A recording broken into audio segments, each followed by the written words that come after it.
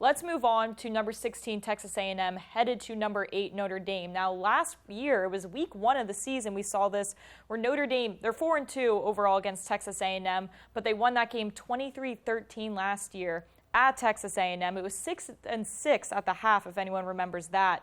Emory, where do you see this going this year? I open up the paper report and I look at the backfield for both of these teams. Notre Dame won't forget to run the football in this ball game, so we should see the backfield depth be exploited once again. Texas A&M goes 4 deep in the backfield, so I think this is going to be a run game and defense type of a ball game, the type of Texas A&M Notre Dame game we grew up watching in those Cotton Bowl matchups. So I'm liking the under over everything in this ball game because Notre Dame forgot to run the football against Miami.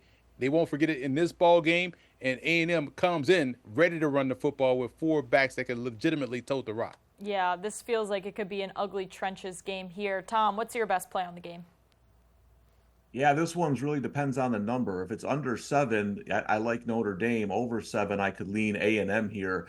I do like Notre Dame overall as a team. They played that tough game against Miami, so I think C.J. Carr now playing his second tough game here at home. I think he's going to be a lot better. So I do think Notre Dame is going to win this game. You know, listen, I don't play many teasers, but I know the people like them. So if you want to tease Notre Dame down, that might be the way to go in this game. I do think the number's right on, but lean the Irish. Yeah, this is, again, like you were mentioning, Tom, like these 2 games are tough. I was having a hard time with this. Maybe you do want to buy the number as well. I ultimately landed on, and it's a little counterintuitive because I could see this being a low-scoring game, but I went with Notre Dame team total over 27.5, and this kind of takes like I'm a data analytics type of person, but a team like Notre Dame are always looking for style points. You know, like they're always trying to make their case for the playoff, for the at-large bid. So I wouldn't be shocked if they just want to run up a score, even if they have the chance to. And in these big games in the past, especially last season, outside of the Texas A&M game, they were putting up 30-plus points. So I wouldn't be shocked if still in that fourth quarter they're trying to put up some touchdowns. Mike, I know you don't want to go into the fourth quarter. We're going back to your roots here. What's the play for the first half?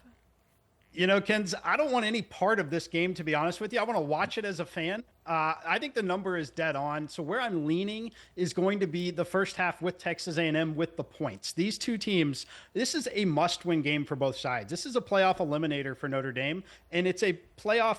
If they win this game, if Texas A&M wins it, there's a path to Texas A&M dropping the last game to Texas and having another loss along the way in the SEC and still getting in. That is what's critical to me. You look at the upcoming schedule here. Yeah, they got to go to LSU likely at night in October. That's going to be tough, but like they could lose that game on the road at LSU and at Texas, and they're getting in the college football playoff if they take care of everything else, right? So must-win game on both sides. Excellent coaching staffs. Neither one of them is going to lose the game in the first half. Marcel Reed is the difference, though. The way that he is kind of that one-man show, you can get away with that for a half of football. You can't for 4 quarters. That's where Notre Dame pulls away potentially here. Give me the 3.5 in the first half. Yeah, this is one of those bigger college football playoff implications for sure, because you could see Notre Dame start the season 0-2, and they literally have to win out the rest of the way. And it was interesting.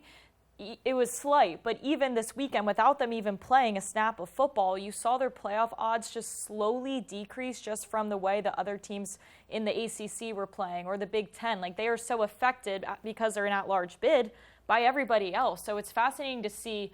Obviously, you do not want to start the season 0-2. You got USC coming up. You got at Pittsburgh, which is never a walk in the park, at Arkansas.